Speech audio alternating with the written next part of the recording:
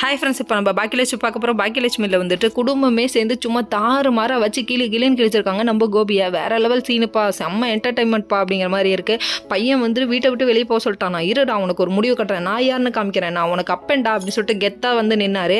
டேய் நான் உனக்கு புள்ளடா அப்படின்னு சொல்லிட்டு அவன் காலரை தூக்கிட்டு வந்து நிற்கிறான். என்னடா பையன் அப்படிங்கிற மாதிரி இருந்தது. அப்பா புள்ள சண்டை கடையில் வந்து நிற்கிறாங்க. ரெண்டு பேர் நின்னோன்னு அம்மா கேளுங்கம்மான்னு சொல்லிட்டு சொல்லிட்டு இருக்காங்க. பாட்டி அமைதியாகவே இருந்தாங்க.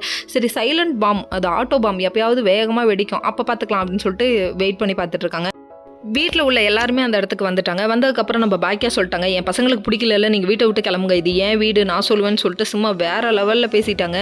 நீ சொல்லிட்டா நான் கிளம்பிடுவேனா, நீ வந்து என்னை ஏமாற்றி வாங்கிட்டேங்கிறாங்க. கண்ணா நீ மறந்துட்டியா கொஞ்ச நாளைக்கு முன்னாடி அந்த நாள் ஞாபகம் இருக்குதோ அப்படின்னு சொல்லிட்டாங்க. என்னடா இது டைலாக்லாம் பயங்கரமாக அடிக்கிறாங்களேன்னு பார்த்தா இவங்க சொல்லி, நீ வந்து கையெழுத்து போட்டு கொடுத்ததை மறந்துட்டியாப்பா, உனக்கு என்னப்பா ஆயிடுச்சு, கீமாக்கு போயிட்டியா, கையெழுத்து போட்டுப்பா, நினைவில் தானே இருந்த அப்படின்னு சொல்லிட்டு கலாய்க்கிறாங்க.